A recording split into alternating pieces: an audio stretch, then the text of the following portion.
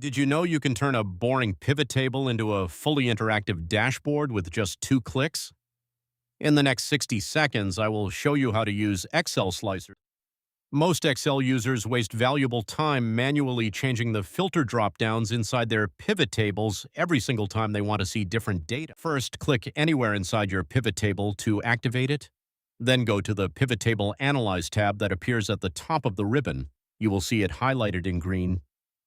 Look for the Insert Slicer. In the Insert Slicers dialog, check the fields you want to filter by. For example, check Region and Product, then click OK.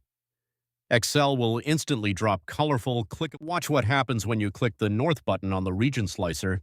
The entire pivot table instantly updates to show only North region data, and the chart updates too if you just learned how to use Excel slicers to build a beautiful interactive pivot table dashboard that you can filter with a single click.